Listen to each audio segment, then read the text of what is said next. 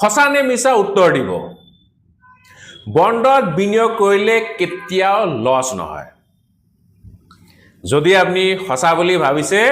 তেন্তে আজি অলপ আচৰিত হ'ব পাৰে বহু মানুহে ভাবে ষ্টকত বিনিয়োগ কৰিলে বহুত ৰিস্কি আৰু বন্ড বহুত সেফ হয় কিন্তু সেফ মানে ৰিস্ক ফ্ৰী নহয় বন্ড ইনভেষ্টমেন্টতো কিছুমান ৰিস্ক থাকে কি ৰিস্ক আজি তাৰ বিষয়ে আলোচনা কৰিম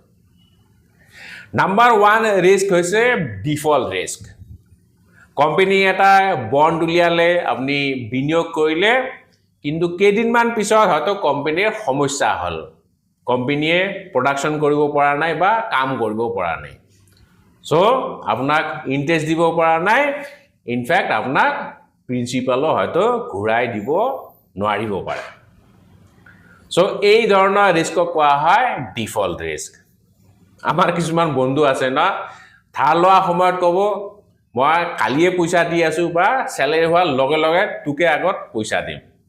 কিন্তু ধাৰ লোৱাৰ পিছত ফোন সুইচ অফ কৰি দিয়ে ঠিক তেনেকুৱা আৰু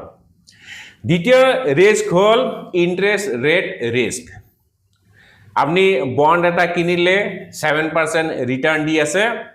কিন্তু কেদিন পিছত আৰু এটা বন্ড ওলালে যাৰ কুপন ৰেট বা ইন্টাৰেষ্ট হল 9% সো আপনি কোনটো বন্ড লব অবভিয়াসলি 9% দিয়া বন্ডটো লব সো আপোনাৰ যোনটো পুৰণি বন্ড হেতু বন্ডৰ ডিমান্ড কমিব সো তাৰ ফলত বন্ডৰ মূল্য হ্ৰাস পাব তৃতীয় ৰিস্ক হৈছে ইনফ্লেশন ৰিস্ক ধৰি লওক আপোনাৰ বন্ডে আপোনাক 6% ৰিটাৰ্ণ দি আছে কিন্তু ইনফ্লেশন হৈ আছে এতিয়া 8% সো কাগজততো আপুনি দেখা পাব 6% ৰিটাৰ্ণ পাই আছে কিন্তু একচুয়ালি আপোনাৰ যোনখিনি পইচা আছে তাৰ পাৰচেজিং পাৱাৰ বহুত কমি গৈছে সো এইটো কোৱা হয় ইনফ্লেশন ৰিস্ক এন্ড দেন আৰু এক ধৰণৰ ৰিস্ক আছে যাক কোৱা হয় লিকুইডিটি ৰিস্ক আপনি বন্ডত বিনিয়োগ কৰিলে কিন্তু মাজতে হয়তো আপোনাৰ পইচাৰ প্ৰয়োজন হ'ব পাৰে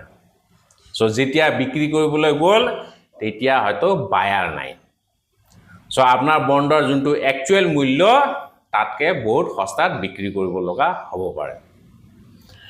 সো বন্ড সেভ হয় কিন্তু সকলো বন্ড একে নহয় গভৰ্নমেন্ট বন্ড বিলাক অলপ কম ৰিস্কি আৰু কৰ্পোৰেট বন্ড বিলাক অলপমান বেছি ৰিস্কি সো এতিয়া মোক কওকচোন বন্ডতো যে ৰিস্ক আছে আপনি আগে জানিছিলে নে